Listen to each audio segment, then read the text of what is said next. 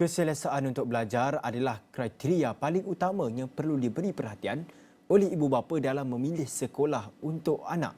Timbalan Dekan Hal Ehwal Pelajar Fakulti Pendidikan Universiti Malaya, Profesor Madya Dr. Muhammad Nazri Abdul Rahman berkata, antara faktor utama yang membawa kepada isu sekolah sesak adalah kerana ibu bapa mengejar untuk memasukkan anak ke dalam sekolah dalam kluster berprestasi tinggi. Justru beliau melihat langkah paling berkesan dalam pelaksanaan penyusunan semula sekolah bagi mengatasi masalah kepadatan murid adalah dengan memberi kefahaman kepada ibu bapa bahawa setiap sekolah mempunyai tahap pengajaran dan pembelajaran yang sama.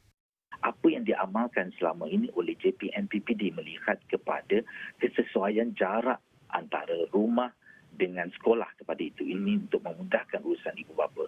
Kedua, dari segi adanya atau tidak adik-beradik yang bersekolah di situ, ini bagi membolehkan urusan ibu bapa itu. Kementerian telah pun memikirkan bahawa bagaimana mudahnya. Tetapi kita perlu di peringkat awal, justifikasi yang paling penting sekali adalah memawarkan bahawa semua kualiti di sekolah-sekolah kebangsaan ini adalah sama, di mana gurunya berkualiti dan sistemnya juga baik dan sama dilaksanakan supaya ibu bapa boleh mempercayai sekolah yang baru misalnya, yang mungkin baru saja dalam setahun dua beroperasi, jadi mungkin kekurangan murid kerana ramai tidak begitu yakin nak menghantar berbanding sekolah yang telah punilik.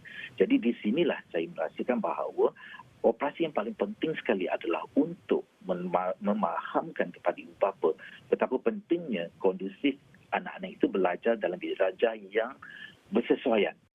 Jelasnya lagi, justifikasi penyusunan semula sekolah sesak adalah untuk membolehkan proses pembelajaran berjalan dengan selesa dan lancar bagi guru dan murid.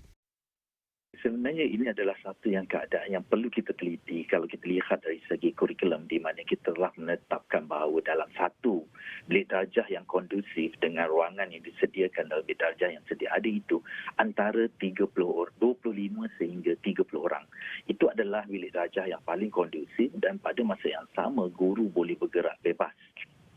Maksudnya semasa sesi pengajaran, guru boleh bergerak daripada hadapan ke belakang untuk memantau sesi pembelajaran dan memantau bagaimana anak-anak ini belajar. Dan pada masa yang sama, terutamanya bagi anak-anak kecil, tahun 1 misalnya, jika kelasnya melebihi 40 orang, saya rasa ia menjadi bebanan kepada guru tersebut. Selain daripada mengawal tingkah laku murid di tahun 1, dalam kelas yang besar yang agak sesak, anak-anak ini juga tidak dapat berkomunikasi secara langsung dengan gurunya. Dan pada masa yang sama juga gurunya menghadapi bebanan dari segi untuk mengenal pasti kebolehan anak itu. Terdahulu, Kementerian Pendidikan memaklumkan akan melaksanakan penyusunan semula sekolah yang mempunyai bilangan murid padat bagi memastikan suasana pembelajaran lebih kondusif. Penyusunan semula itu akan dilaksanakan segera Pejabat Pendidikan Daerah dan Jabatan Pendidikan Negeri.